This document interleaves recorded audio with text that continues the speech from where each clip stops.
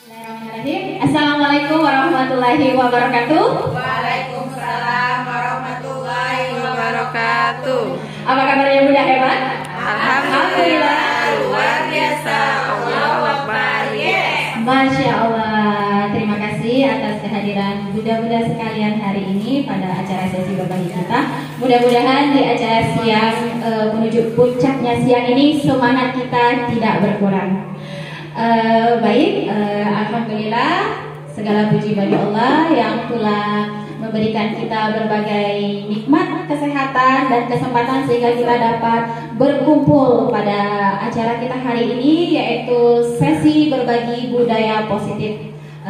Saya ucapkan selamat datang kepada Bunda Eka Prategi selaku Kepala TKIT Menara Fitra Indralaya, dan bunda-bunda sekalian, Bunda Ros selaku Wali Kelas Muhajirin, Bunda Ian selaku kelas Ansor 2, dan bunda-bunda guru kelas sekalian, ada Bunda Agnes, Bunda Yuyun, Bunda Intan, dan bunda-bunda yang lainnya. Salam semoga tetap tercurah kepada kedua hasanah kita Nabi besar Muhammad Sallallahu Alaihi Wasallam yang telah memberikan kita tuntunan sehingga kita bisa meneladani beliau sebagai kedua hasanah kita.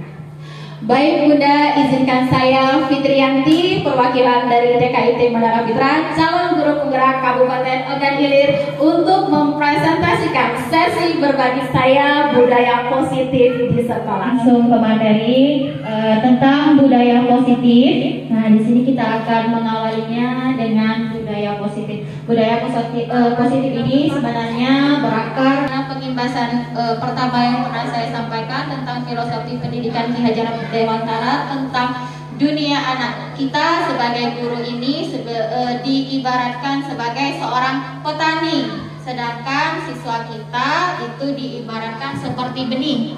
Tugas kita sebagai guru adalah menyemai, merawat benih ini agar dia bisa tumbuh. Seorang guru tidak akan bisa menjadikan benih jagung itu menjadi tumbuh sebagai apel, atau sebaliknya, apel kita harapkan menjadi jagung, itu tidak akan mungkin terjadi. Tetapi tugas kita adalah sebagai guru adalah menuntun, membimbing siswa ini agar dia bisa menemukan kodratnya. Dia mau tumbuh menjadi apa?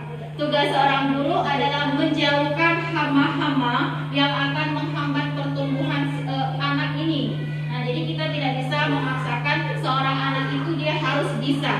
Kita saja sebagai guru taman kanak-kanak tidak bisa memaksakan diri kita mengajar SMK, SMA, atau guru kimia tidak akan mungkin dipaksa untuk mengajar pembelajaran fisika. Kita saja tidak semuanya bisa. Jadi anak juga tidak bisa kita paksa bisa. Anak sudah ada kodratnya. Tugas guru adalah menuntun anak ini menjadi seperti apa nantinya dia menjadi unggul menjadi sosoknya sendiri.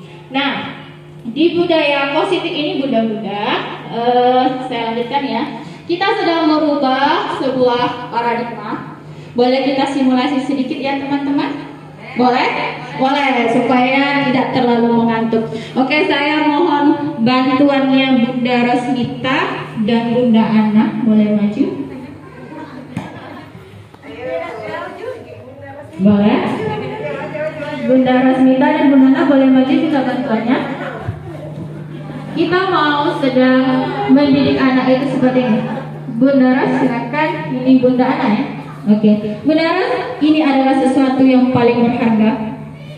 Resolusi Anda di tahun ini yang benar-benar Anda ingin capai, yang benar-benar Anda ingin wujudkan, dan siang malam Anda berdoa untuk menjaganya. Saya letakkan ini di telapak tangan Bunda Ros. Silakan digenggam, dan Bunda Ana silakan diambil.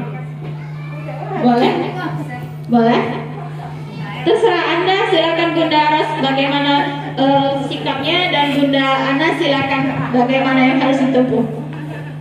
Sudah? Terserah Bunda. Bunda Ros juga terserah Bunda bagaimana sikapnya. Oke.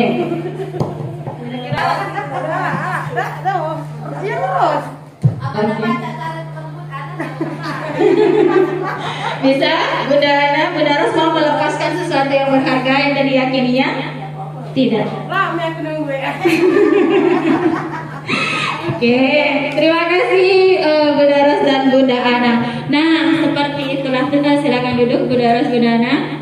Seperti itulah sebuah pendidikan kita kepada siswa kita. Sesuatu yang kita pegang itu adalah sesuatu yang kita yakini yang benar-benar berharga bagi kita dan tidak akan kita lepaskan. Siapapun yang mau mengambilnya akan kita pertahankan. Nah, seperti itulah karakter yang ingin kita tanamkan kepada anak didik kita. Paradigma yang kita inginkan itu adalah keyakinan.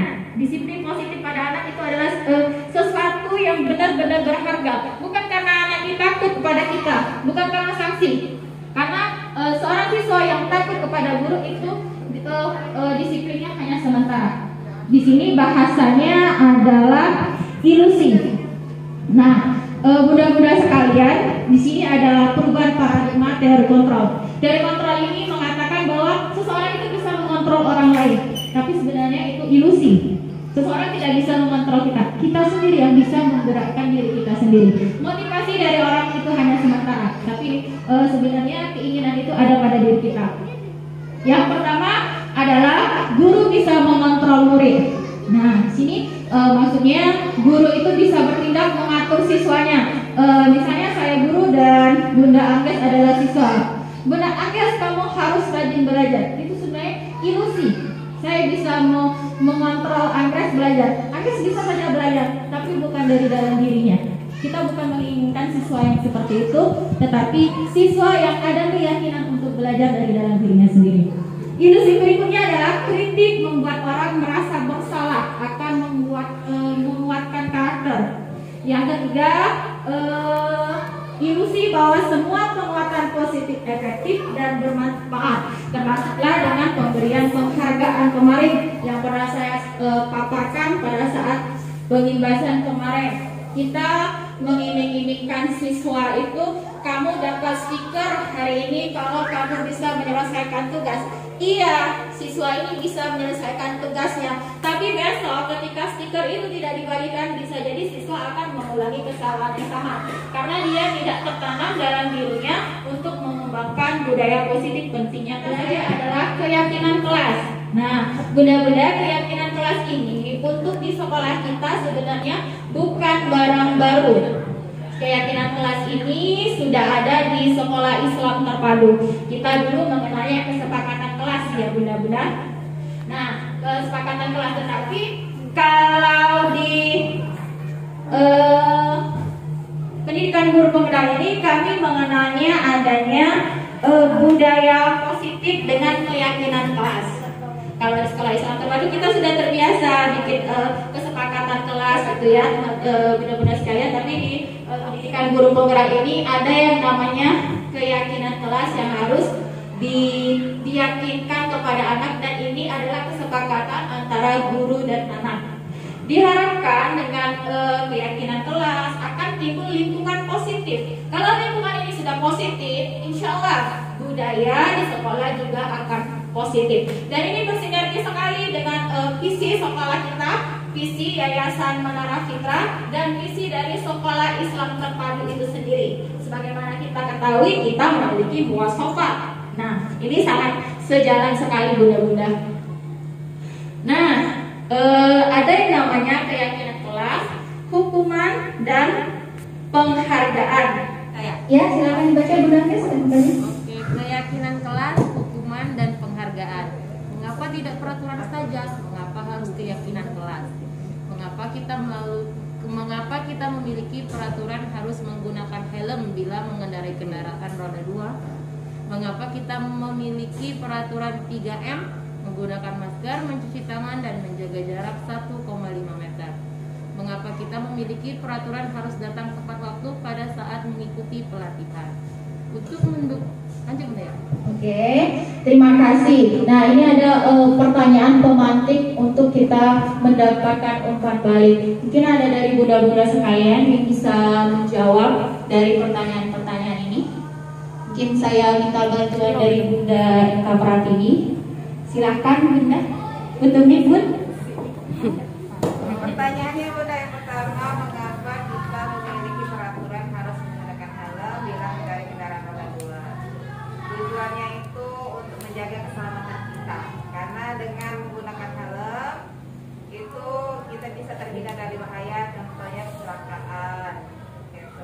Terusnya melindungi diri kita dari terik matahari, melindungi kita dari debu, atau apapun itu ya. Jadi intinya demi keselamatan kita. Yang kedua, mengapa kita memiliki peraturan 3M, menggunakan masker, mencuci tangan. Ini sama juga menjaga kesehatan, menjaga keselamatan diri, menjaga orang lain, intinya untuk lingkungan sekitar kita, menjaga orang-orang yang kita sayangi. Jadi lakukan 3M, tujuannya juga untuk sama untuk kita semua, untuk keselamatan. Terus mengapa kita memiliki peraturan harus datang tepat waktu pada saat mengikuti pelatihan? Karena dengan datang tepat waktu pada saat pelatihan itu menyatakan bahwa diri kita siap untuk mengikuti pelatihan. Karena dengan datang tepat waktu itu akan memotivasi diri kita untuk jadi yang lebih baik lagi ya. Datang tepat waktu itu membuat kita terasa nyaman, enak karena datangnya pertama kali dan tepat waktu dan bisa melihat awal kejadian sampai akhir kejadian kayak aja. Mungkin ya. Kita ditambah nilai-nilai.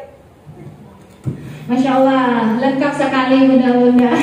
Terima kasih atas sharing dari Bunda Eka ya. Benar sekali Bunda-Bunda, ini adalah terkait dari nilai-nilai yang harus kita percaya. Kita percaya kalau kita memakai helm itu akan memberikan keselamatan untuk kita, bukan kita dipaksa oleh polisi takut razia. Nah, seperti itulah Bunda-Bunda ya. Jadi memang harus ada nilai-nilai yang kita yakini, yang harus kita rasapi dan kita pegang teguh. Nah, dengan kita memegang teguh nilai-nilai itu, Bunda-Bunda, diharapkan akan tercipta kesadaran dari dalam diri kita sendiri untuk menerapkan budaya positif atau menaati kesepakatan dan aturan yang telah ditetapkan. Terima kasih Bunda Eka.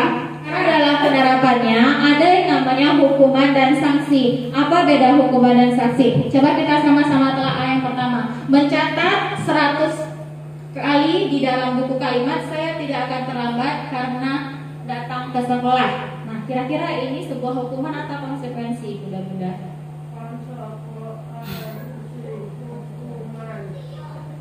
Apa? Silakan Bunda Yuyun. Menurut Bunda Yuyun apa ini? Konsekuensi. Oke, kita catat ya. Yang kedua, lari mengelilingi lapangan basket 2 kali karena terlambat hadir di sekolah. Bunda Agnes, kira-kira ini hukuman atau konsekuensi?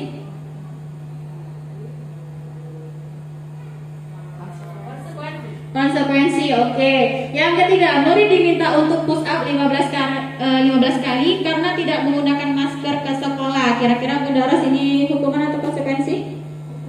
Hukuman. Oke, kita lanjut ya. Membersihkan tumpahan air di meja tulis karena tersenggol pada saat belajar. Kira-kira ini konsekuensi atau hukuman Bunda Eka?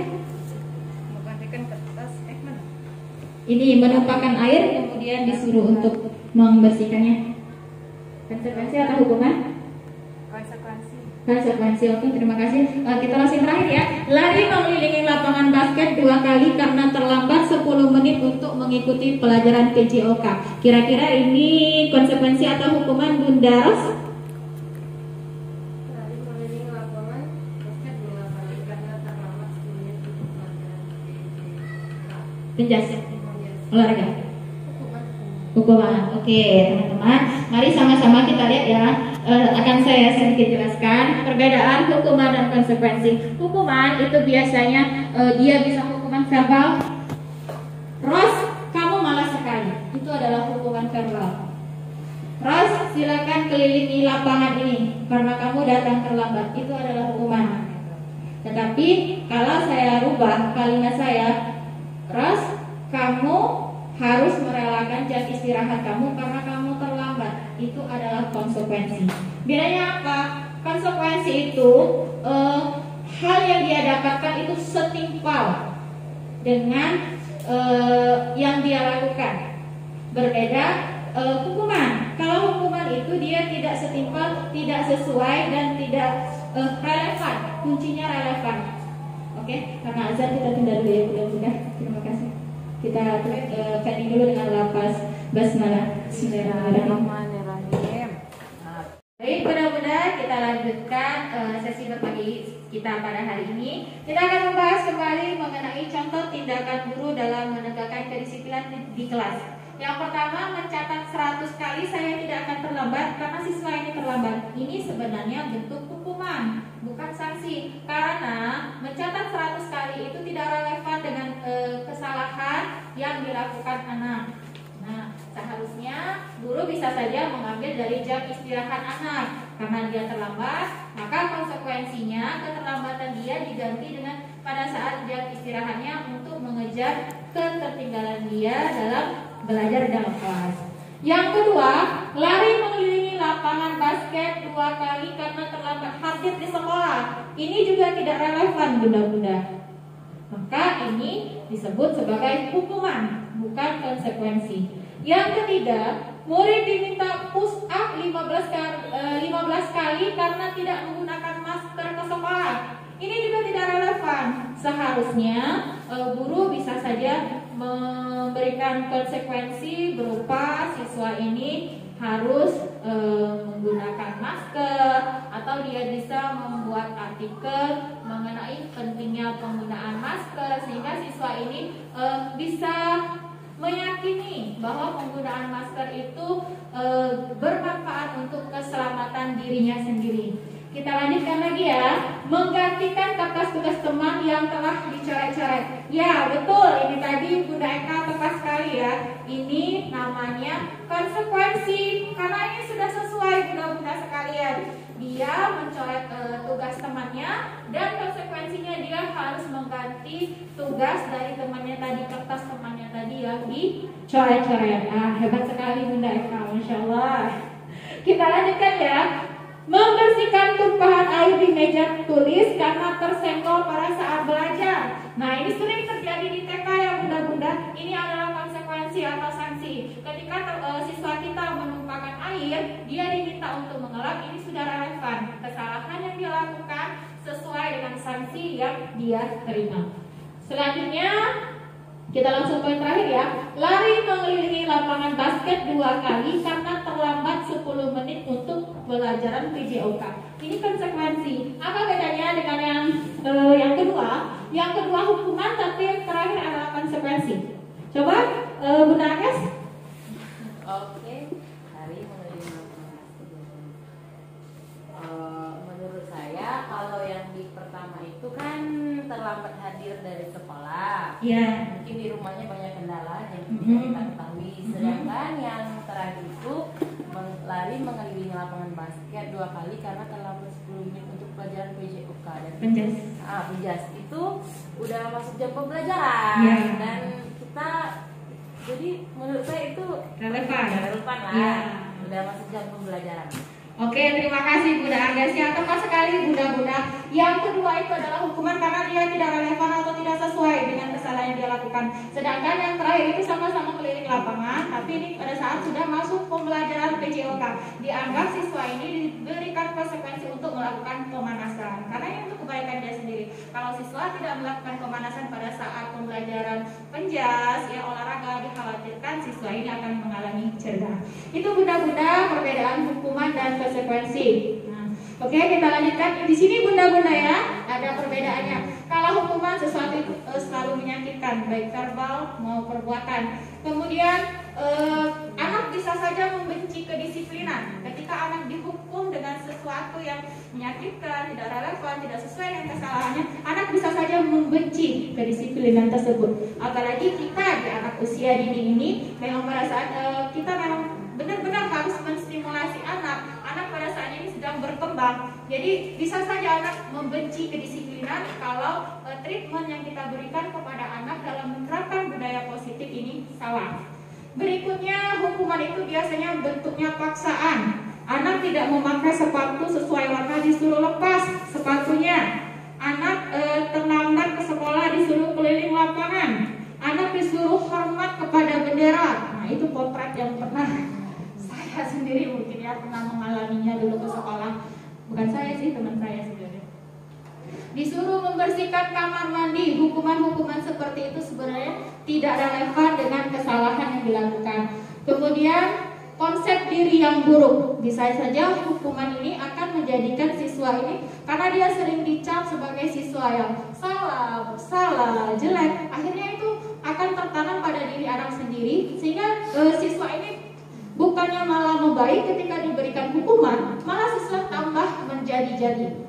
Berikutnya, hukuman ini akan membuat anak melakukan kesalahan yang sama berulang-ulang. Kemudian anak juga akan merasa bersalah, merasa dipermalukan, merasa tidak dihargai ketika anak ini dihukum. Beda dengan konsekuensi. Nah, konsekuensi itu adalah sesuatu yang harus terjadi. Anak menumpahkan air, dia diberikan konsekuensi harus gelap. Itu adalah sesuatu yang memang harus dilakukan anak. Kemudian konsekuensi ini juga membuat anak merasa tidak nyaman dalam jangka waktu yang pendek. Bisa saja anak ini merasa tidak nyaman, tapi setelah itu selesai karena dia sudah bertanggung jawab. Anak dia merasa bersalah ketika dia menumpahkan air, tetapi ketika dia sudah mengolah air itu, dia sudah memperbaiki kesalahannya. Dan rasa bersalahnya ini rasa tidak nyaman karena dia berbuat kesalahan ini jangkanya cuma pendek. Ketika sudah kering, selesai. Seperti itu bunda-bunda ya. Kemudian diharapkan dengan memberikan konsekuensi ini, anak dia jadi lebih disiplin. Anak bisa lebih disiplin dalam menerapkan budaya positif, karena akhirnya itu menjadi keyakinan dari dalam dirinya sendiri, nilai-nilai yang harus ia pegang teguh dalam penerapan budaya positif. Berikutnya, mendorong anak agar mudah menyesuaikan diri. Ya, anak ini telah melakukan sebuah kesalahan.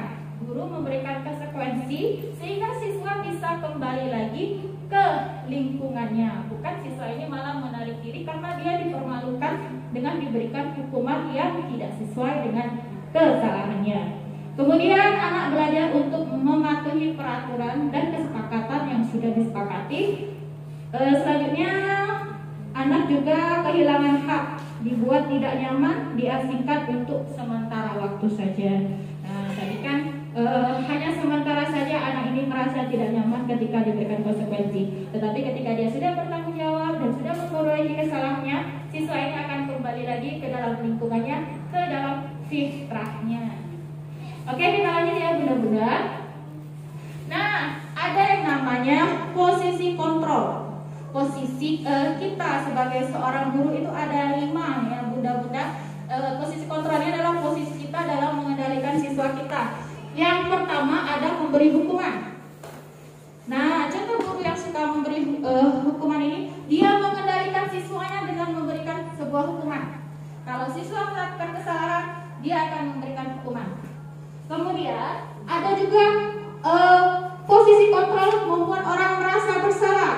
Dan ini sering terjadi sekali di taman kanak-kanak maupun sebagai kita di dalam rumah ya, baik kita sebagai kakak dari adik kita maupun sebagai orang tua dari anak. Nah, ini sering sekali. Nanti kita akan lihat ciri-cirinya apa. Yang ketiga sebagai teman, posisi guru sebagai seorang teman. Yang keempat sebagai pemantau atau dia hanya observer. Kemudian yang kelima manajerial. Nah, ini yang kita harapkan. Guru TKIT Bandara Fitra akan mengendalikan siswanya sebagai seorang manajer, bukan sebagai seorang penghukum, bukan seorang pembuat merasa bersalah, hanya memantau seperti itu, atau bertindak sebagai teman yang membiarkan saja. Kita berharap guru TKIT Bandara Fitra akan menerapkan posisi kontrol sebagai seorang manajerial. Apa bedanya? Coba kita lihat ya. Nah, posisi penghukum.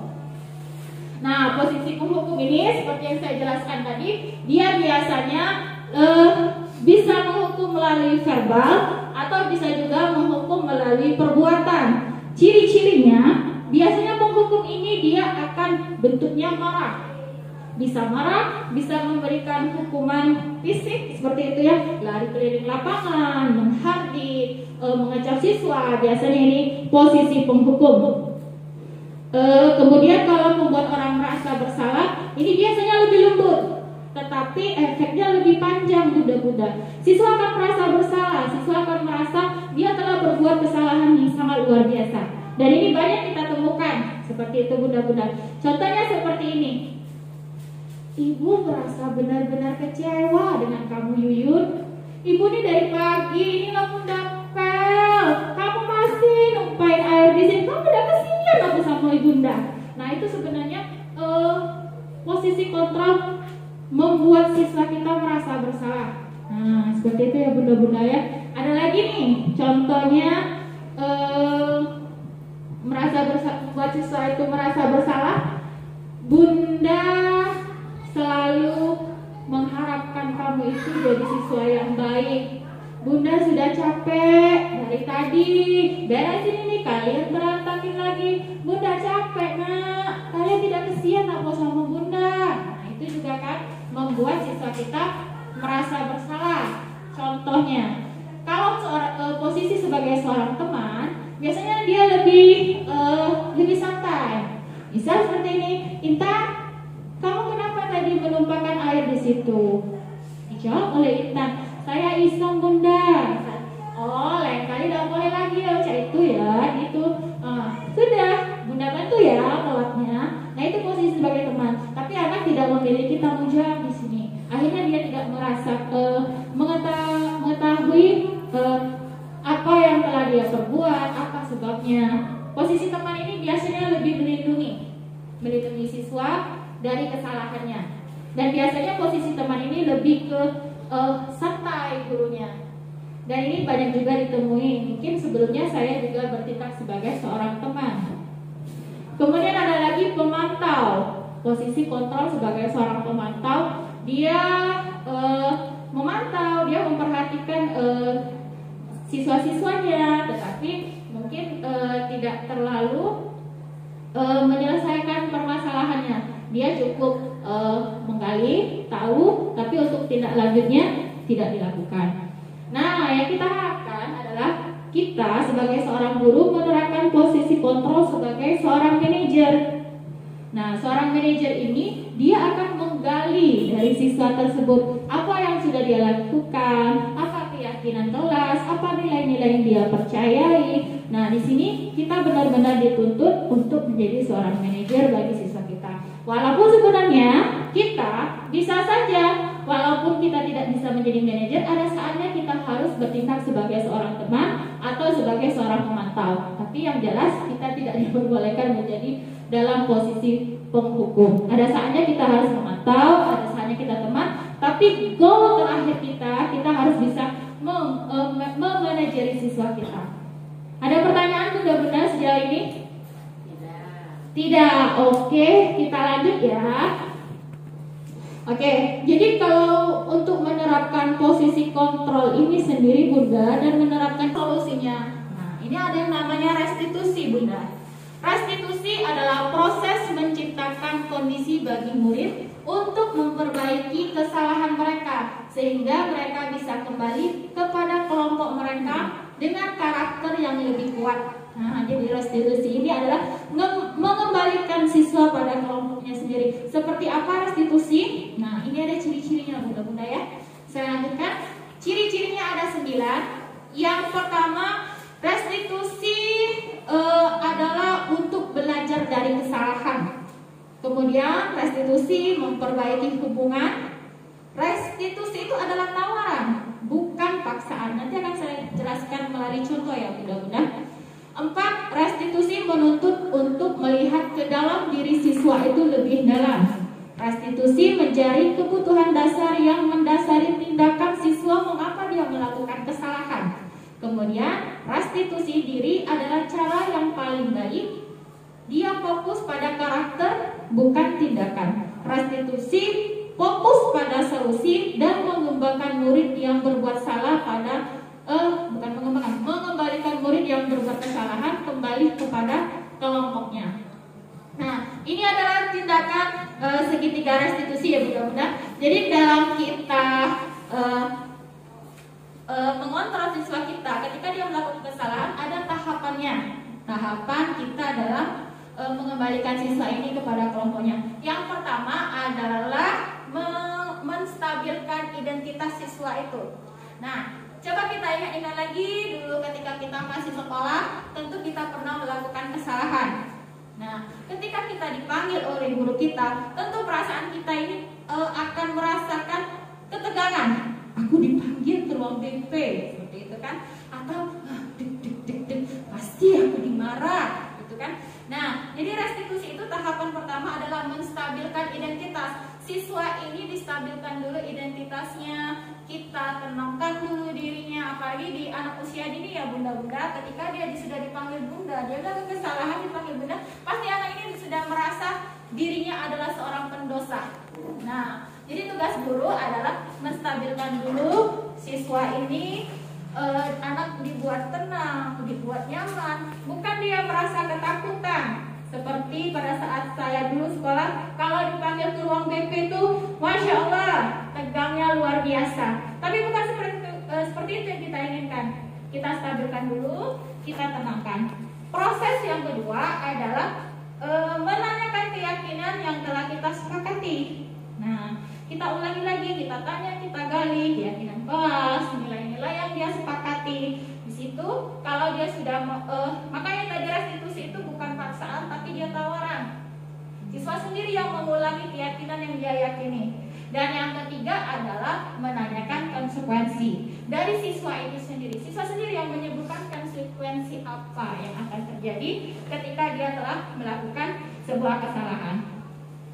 Oke Bunda, ini contoh-contohnya ya, menstabilkan identitas. Contohnya guru berkata, berbuat salah itu hal yang manusiawi, tidak ada manusia yang sempurna.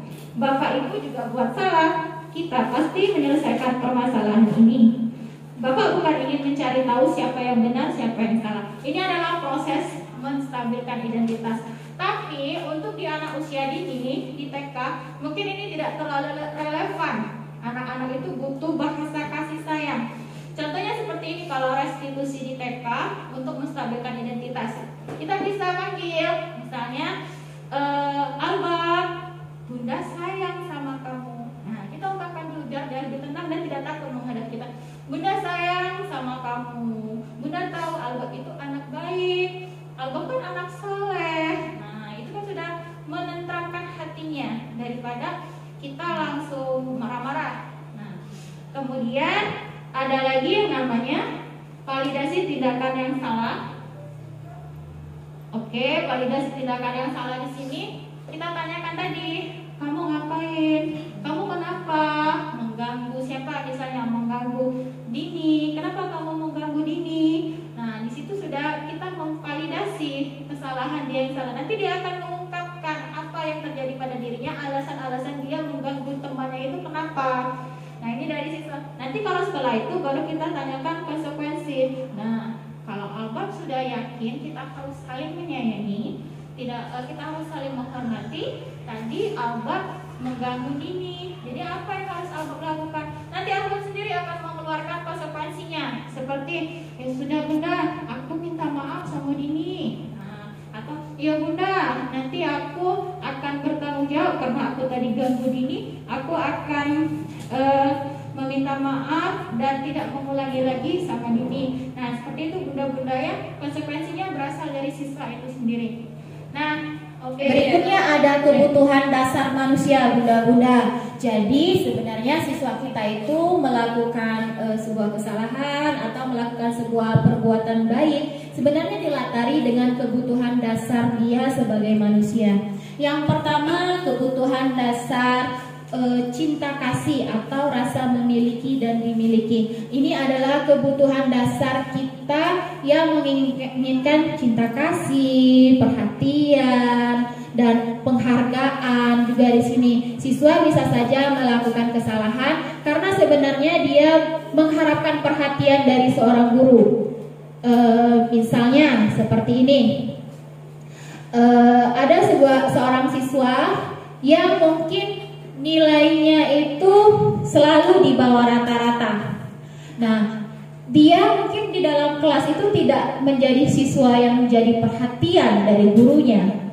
Bisa karena biasanya guru itu lebih memperhatikan siswa yang memiliki nilai akademik yang tinggi. Makanya kadang-kadang ada siswa yang sering nilainya di bawah rata-rata itu mencerminkan sikap sering melakukan kesalahan. Sebenarnya siswa ini dia membutuhkan perhatian, dia membutuhkan rasa cinta. Ayolah Bapak Ibu, bukan siswa yang memiliki akademik tinggi saja yang butuh perhatian kita, bukan mereka saja yang membutuhkan cinta, tetapi siswa yang memiliki nilai akademik yang kecil ini dia juga membutuhkan cinta dan perhatian yang sama. Nah, ini adalah kebutuhan dasar murid kita.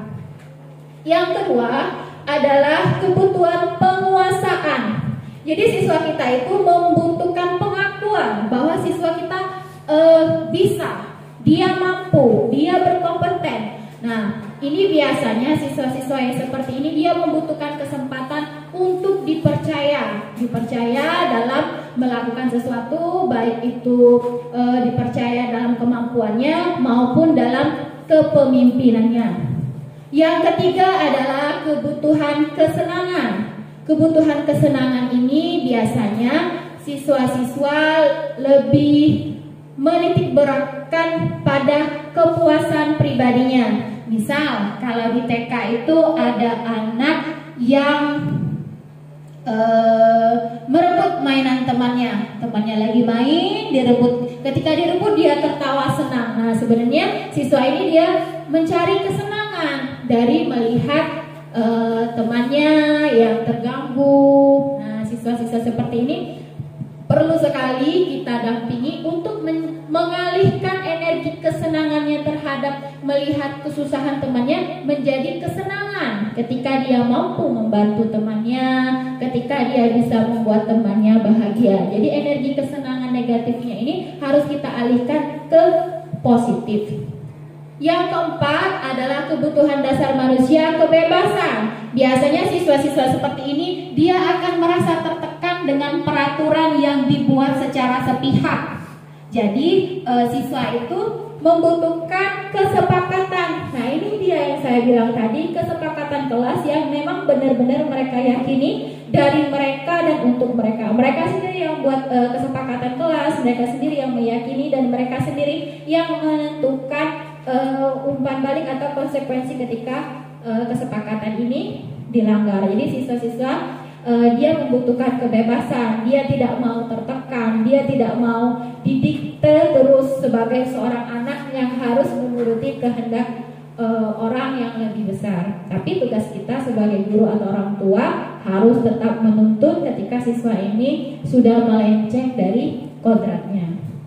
Yang kelima adalah kemampuan untuk bertahan hidup. Dia mencakupi keempat kebutuhan dasar. Pada dasarnya keempat kebutuhan hidup ini adalah untuk bertahan hidup. Bagaimana anak kita bisa menjadi SDM yang mampu bertahan pada zamannya nanti. Bagaimana anak-anak didik yang pada saat ini kita didik, dia bisa bertahan hidup menyesuaikan pada zamannya nanti. Itu dia bunda-bunda 5 kebutuhan dasar pada manusia atau pada murid kita. Dan 5 kebutuhan dasar ini kita harus tahu ketika kita merestitusi siswa kita. Misalnya siswa melakukan kesalahan, nanti akan saya tunjukkan video pada saat saya merestitusi siswa saya.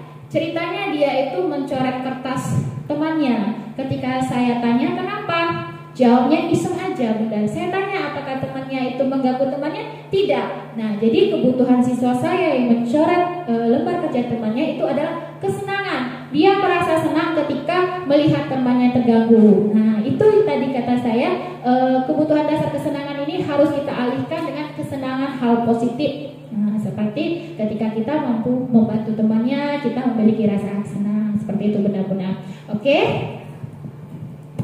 Kejadiannya saat kelas, Rafa tiba-tiba mencoret lembar kreativitas Shakila. Dia tertawa senang, sedangkan Shakila langsung berteriak mengadukan kejadian kepada bunda. Kemudian Rafa tersenyum saat bunda mendekat. Nah, jadi Rafa ini dia tidak merasa bersalah sama sekali bunda-bunda.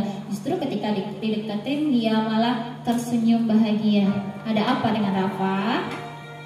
Oke, ini adalah contoh saya merestitusi siswa saya bernama Rafa. Nanti akan saya jelaskan tahapan-tahapannya.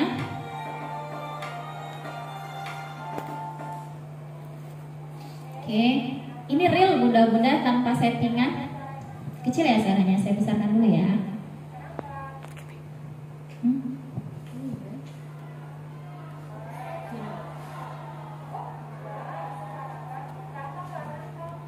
Oke, itu tanda. Tapi kan lagi nggak ngomong tan.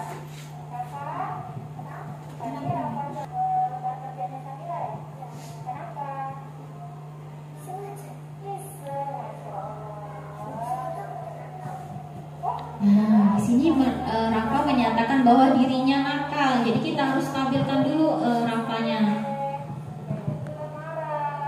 Cuma pengen tahu kenapa Rafa tadi coret lembar kerjanya Sakila karena iseng. Iseng aja. Saat ini saya sudah masuk ke dalam validasi tindakan yang salah. Berarti kalau Sakila nggak bantu Rafa, Rafanya nggak boleh ya jahatin Sakila ya sayang ya. Coba Bunda yang ditanya, apa peraturan kesepakatan kelas kita tadi, keyakinan kelas kita apa kalau lagi belajar? Nggak boleh Islam, berarti harus tertib dan saling menyayangi. Rafa mau minta maaf sama Sakila? Mau saya minta maaf apa lagi harus dilakukan? Oh iya, tadi kan ini Rafanya coret-coret atas Sakila ya. Nah ini kita sudah masuk ke dalam konsekuensi. Rafa sendiri yang menawarkan dia akan menghapus coretan di lembar tugasnya Sakila.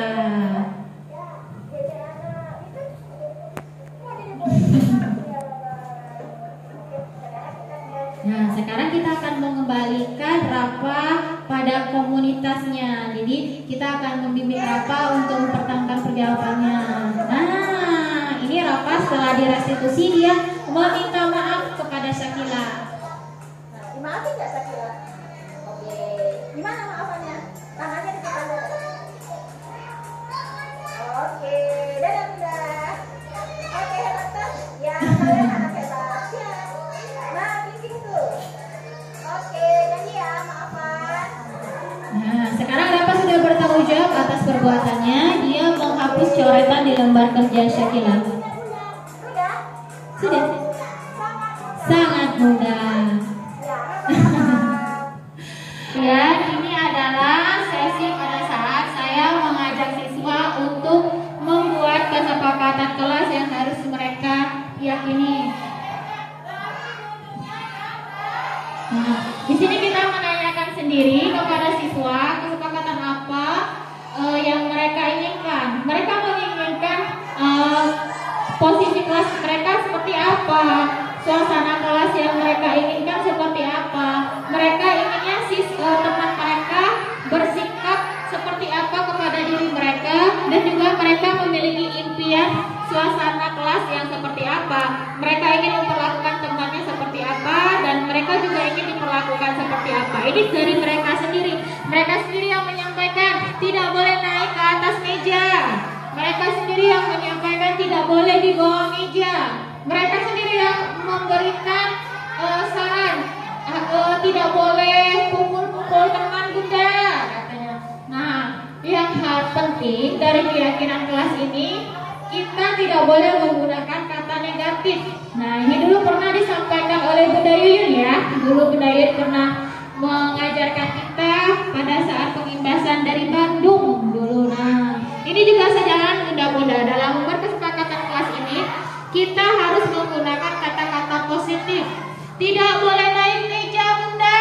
Maka kalimat positifnya, anak ini adalah duduknya yang rapi, yang tertib. Tidak boleh ganggu teman Bunda. Tidak boleh pukul-pukul, tidak boleh tendang-tendang. Ini kan kalimatnya negatif ya Bun. Kita harus ganti kalimat ini menjadi kalimat yang positif. Seperti, oh tidak boleh pukul-pukul, harus menyayangi teman. Tidak boleh ganggu teman-teman Bunda. Tidak boleh ganggu ini artinya kita harus saling menghormati sesama teman-teman. Nah, ini alhamdulillah Bunda, kelas Ansor 2 sudah terbiasa membuat kesepakatan kelas. Selalu diulang-ulang setiap hari, karena budaya positif ini bukan sesuatu yang instan seperti kita membalikan telapak tangan. Anak-anak harus selalu diingatkan, keyakinannya harus selalu dikuatkan, sehingga pada hari tersebut ketika dia melakukan sebuah pelanggaran, kita cukup ingatkan, kakak, tadi kesepakatan kita apa? Dan biasanya anak-anak juga sudah mengetahui. Jadi kita nggak usah pakai marah-marah sama siswa marah, kita memberikan penghukuman pada siswa kita. Cukup kita ingatkan saja kesepakatan kelas. Nah, ini adalah proses pada saat saya membuat keyakinan kelas. Sebenarnya sudah lama ya Bunda-Bunda, tapi ini untuk dipajang di kelas. Saya sudah menyiapkan beberapa gambar yang perbuatan yang harus mereka lakukan kegiatan yang terpuji, yang baik, budaya positif. Dan ada juga gambar yang mewakili perbuatan yang tercela yang harus mereka hindari. Jadi masing-masing siswa ini mendapatkan gambar yang berbeda, bunda-bunda. Nanti mereka akan mempresentasikan gambar tersebut, menceritakan kepada teman-temannya bahwa ini adalah perbuatan yang terpuji yang harus mereka lakukan, atau ini perbuatan tidak baik, bunda, yang harus mereka hindari. Nah, setelah saya bagikan, anak-anak memahami dulu maksud dari gambar itu apa saja. Nah, sekarang saya percepat videonya. Nanti ya. Nah, saat ini Cila sedang mempresentasikan gambarnya. Katanya, oh, ini adalah gambar teman yang lagi ribut. Nah, Cila sendiri yang mengatakan bahwa perbuatan ini tercela. Dan teman-teman sepakat mengganggu teman adalah perbuatan yang harus mereka hindari, dan itu termasuk perbuatan yang tercela. Cila memetakan perbuatan itu yang harus dihindari, dan Cila menempelkan pada kertas kesepakatan kelas yang harus dihindari. Berikutnya lagi contoh ya. Nah,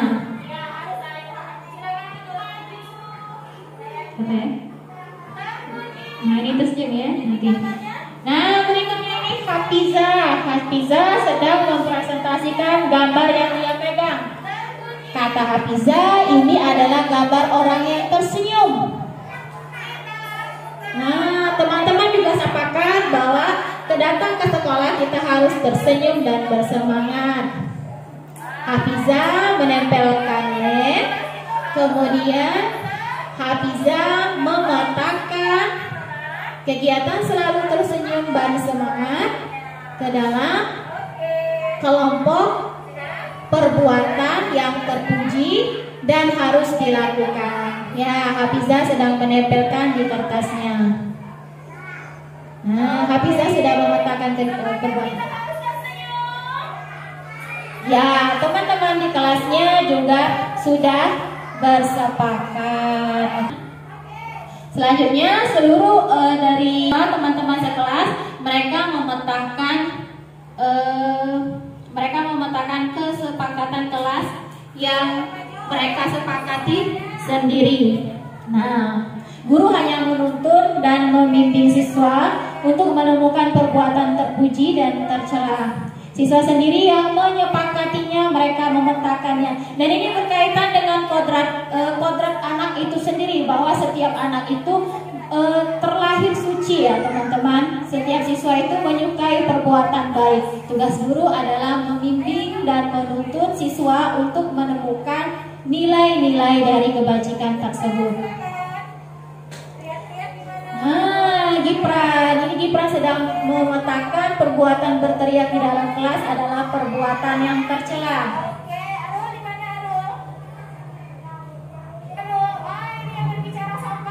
Nah, kata Arul, ini adalah perbuatan yang terpuji karena berbicara sopan. Ini Nadipa. Ya, Nadipa sepakat bahwa mainan ketika selesai digunakan harus dibereskan dan dipetakan dalam kegiatan yang terpuji. Oke. Cukup.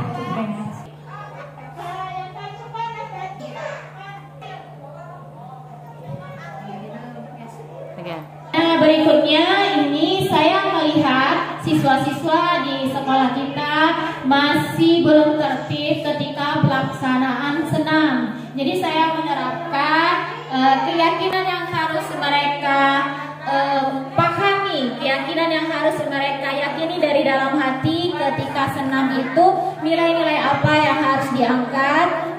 Seperti saya menanyakan apa yang terjadi. Siswa pada saat pelaksanaan senam sering menghentak-hentakan kakinya ke tanah sehingga terjadi debu. Jadi saya mengajak siswa untuk meyakini tentang nilai-nilai kesehatan dan keselamatan. Kita harus mengedukasi siswa, membalikan kepada siswa agar mereka menemukan sendiri nilai-nilai yang harus mereka yakini. Seperti saya memberikan umpan balik kepada siswa bahwa apa yang terjadi ketika mereka menghentakkan kaki ke tanah, siswa akan menjawab, "Bunda, nanti debuan." Nah, itu kan jawaban dari mereka sendiri. Nah, pada saat itu kita tinggal mengedukasi, kalau debuan apa yang kalian rasakan? Siswa akan menjawab, "Sesak Bunda, batuk." Itu kan jawaban dari mereka sendiri. Nah, dari situ kita baru ambil nilai yang harus mereka sepakati apa. Oh, tidak boleh ini Bunda, tidak boleh hentak-hentakan kaki sampai debu-debuan. Nah, seperti itu kan Bunda-Bunda. Akhirnya siswa meyakini bahwa untuk senamnya yang nyaman, ketika mereka senam nyaman, dia tidak boleh membuat keadaan itu menjadi berdebu. Atau ketika senam ada yang main-main, dari mereka menyadari nilai-nilai kedisiplinan bahwa senam itu baik untuk tubuh mereka. Jadi tidak boleh main-main. Kalau badannya sehat apa? Oh, enak Bunda, bisa belajar. Nah, ini kan nilai yang harus kita angkat. Jadi kalau siswa sudah paham dengan nilai-nilainya, insya Allah siswa itu bisa menerapkan disiplin ketika senam. Dan jangan lupa dalam kegiatan ini kita juga harus sampaikan, kalau ada yang main-main, ini bukan ancaman ya Bunda-Bunda, tapi adalah tawaran. Konsekuensi ketika mereka melanggar kesepakatan yang sudah dibuat untuk senamnya yang tertib dan semangat. Nah, saya membalikkan, kalau seandainya kalau seandainya mereka senamnya main-main, apa yang terjadi? Dari mereka akan menjawab, Bunda senamnya diulang 2 kali. Nah, kalau senamnya 2 kali ini relevan atau tidak Bunda-Bunda? Relevan, karena pada saat senam yang pertama mereka main-main dan tidak mendapatkan manfaat dari senam itu. Jadi konsekuensinya adalah senam 2 kali diulang. Ketika temannya sudah masuk, mereka senam lagi. Ini adalah konsekuensi yang relevan. Berikutnya saya akan memaparkan dampak dari keyakinan kelas yang ada di kelas Ansor 2. Dampak yang pertama, siswa memahami nilai-nilai yang harus mereka yakini dan mereka tahu konsekuensi ketika mereka melakukan kesalahan. Seperti yang paling sering terjadi di kelas itu Ananda Rafa. Ananda Rafa sering sekali naik ke atas meja. Jadi kita sudah bikin kesepakatan, kalau naik di atas meja, kita tanya, mejanya jadi bersih atau kotor? Kotor Bunda. Jadi gimana supaya mejanya kembali bersih? Dilap Bunda, kata Rafa. Jadi Rafa bertanggung jawab mengelap meja setiap dia naik ke atas meja. Nah, dampaknya juga kepada teman-teman. Teman-temannya jadi tahu tentang keyakinan kebersihan, tentang kesepakatan kelas. Dan alhamdulillahnya siswa kelas Ansor 2 itu sekarang sudah mulai tertib Bunda-Bunda. Walaupun sebenarnya saya tidak mengatakan kelas tertib itu sepi senyap seperti kuburan. Itu tidak benar.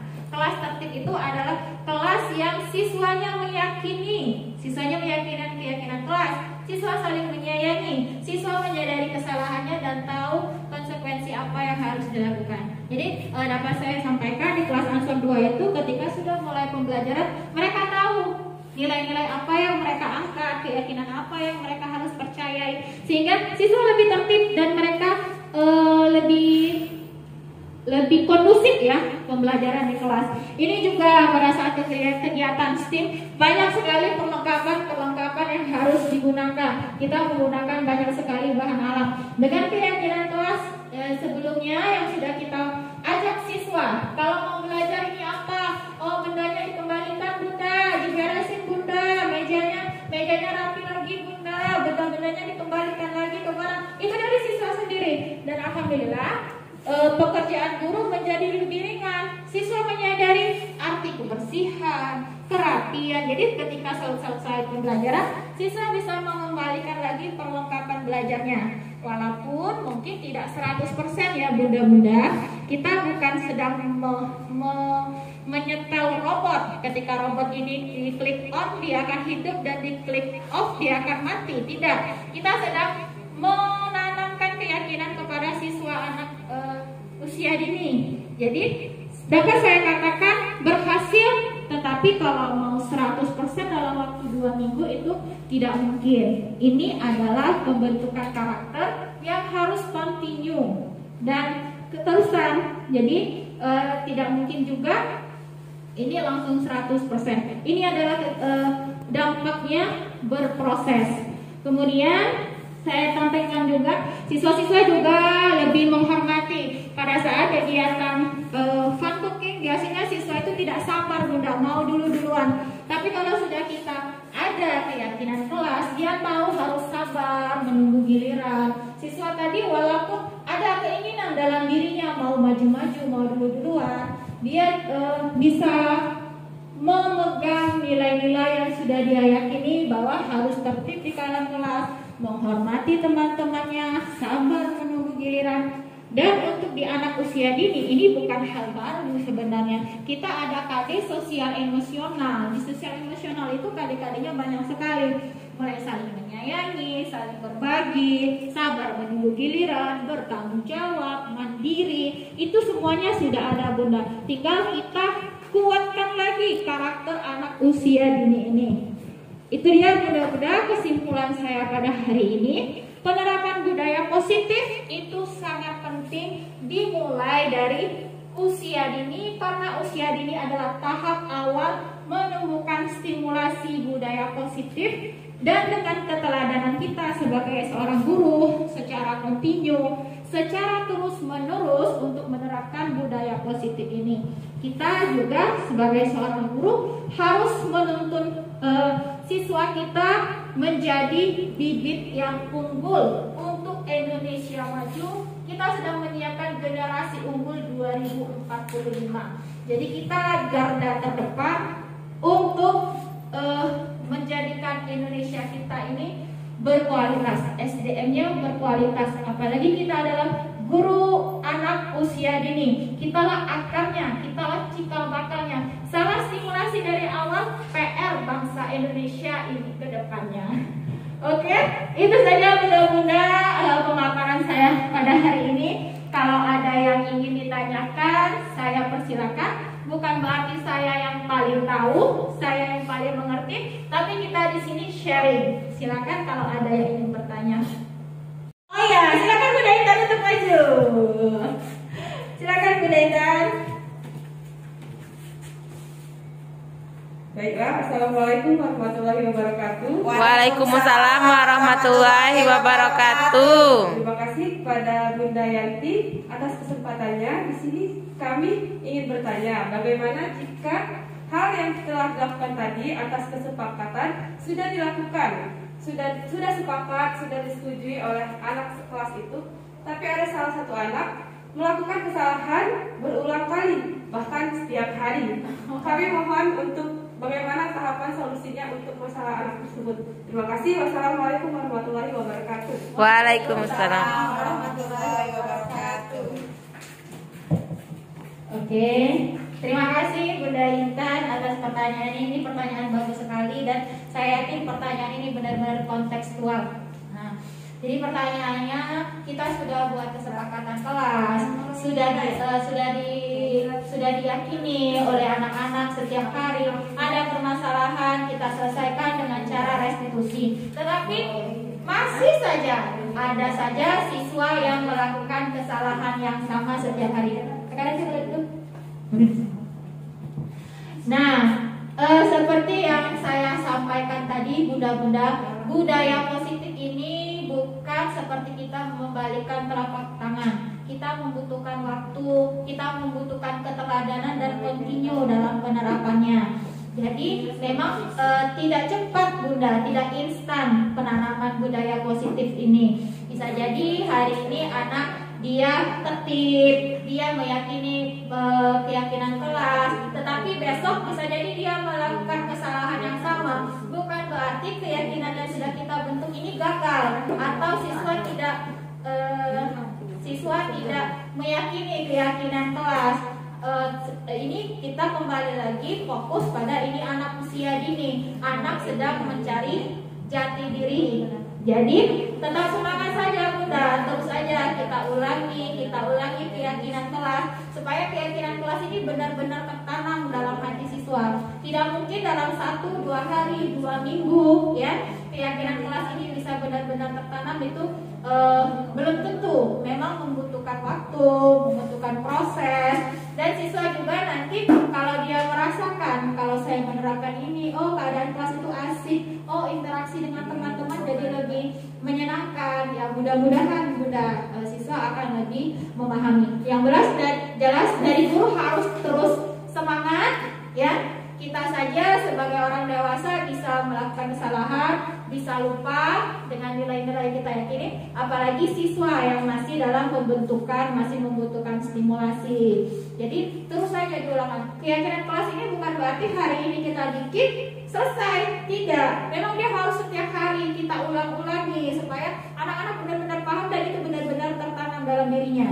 Dan ini seperti salah satu siswa saya, anak-anak Gibran. Nah, Gibran ini dia sering sekali ganggu temannya, tapi ketika saya bilang, Gibran, kamu mau kelasnya seperti apa? Dia langsung, iya, oh iya Bunda, gitu kan. Dia langsung kembali kepada dirinya, dia tidak melakukan kesalahan. Jadi kalau memang keyakinan kelas ini kita ulang terus setiap hari, kita terapkan dengan benar, kita nggak perlu capek. Misalnya, nah, duduklah yang rapi, kamu nih dengerin Bunda ini. Kita nggak perlu capek-capek, kita cukup tanya lagi keyakinan kelas seperti apa yang kita sudah praktekin, karena langsung ingat karena itu sudah pernah kita tanamkan Bunda. Yang jelas tetap semangat, terus diulang-ulang, dan jangan lupa doakan Bunda. Doa itu bisa menembus langit kata seorang ustadz ya. Jadi kita jangan melupakan nilai-nilai ketuhanan. Kita hanya cuma bisa berusaha. Yang membolak-balikan hati siswa kita itu adalah Allah Subhanahu wa Ta'ala. Jadi jangan lupa doakan siswa kita. Itu Bunda dari saya, tapi mungkin jawaban saya belum tentu benar. Kalau ada dari teman-teman, Bunda-bunda yang mau sharing juga boleh. Cukup ya Bunda? Cukup. Oke, terima kasih. Ada lagi Bunda yang mau ditanyakan? Kalau memang tidak ada lagi yang ditanyakan, mungkin kita cukupkan dulu ya Bunda sesi berbagi hari ini. Saya akan siap bersedia untuk terus bersama-sama dengan Bunda. Ya, kalau memang Bunda ada yang mau dikonsultasikan boleh. Nggak harus pada sesi berbagi, kita lagi santai, kita lagi ngobrol, boleh ya Bunda-bunda ya. Karena saya juga memiliki program untuk penerapan restitusi ini sendiri. Sebenarnya ada pendampingan. Jadi program kita untuk pertemuan besok atau berikutnya, silakan Bunda-bunda coba membuat keyakinan kelas Bunda di dalam kelas, tanamkan nilai-nilainya, coba selesaikan masalah itu dengan restitusi, kita stabilkan siswa nilai apa yang mereka yakini dan konsekuensi apa. Nah nanti dari lini masa ini, setelah pengimbasan ini, saya akan mendampingi bunda-bunda dalam menerapkan budaya positif di kelas. Nanti setelah diterapkan, kita ada waktu sekitar 2 minggu ya bunda-bunda. Nanti kita akan evaluasi sama-sama kalau memang ada penemuan di dalam praktek ini. Jadi kita sama-sama bunda, bukan berarti saya yang lebih hebat ya bunda-bunda. Nanti kita sama-sama cari solusinya. Gitu bunda-bunda ya. Oke, terima kasih bunda-bunda atas kehadirannya hari ini. Saya benar-benar merasa tersanjung atas kesempatan ini bunda-bunda. Dan saya harapkan untuk pertemuan berikutnya, karena kita sudah pernah membentuk komunitas praktisi, berikutnya yang berdiri di depan ini bukan saya. Nah, nanti berikutnya akan ada dari bunda-bunda yang akan berdiri di sini, dan kita sama-sama akan sharing bunda, sharing tentang komunitas kita. Kita mau memberikan apa pada komunitas kita? Tentang budaya positif boleh, untuk meningkatkan kapasitas pendidik kita juga boleh, atau bunda ada ilmu parenting, nah juga boleh bunda. Itulah fungsinya dari komunitas praktisi. Oke bunda-bunda, sekarang kita tutup dulu pertemuan kita hari ini dengan lafaz hamdalah.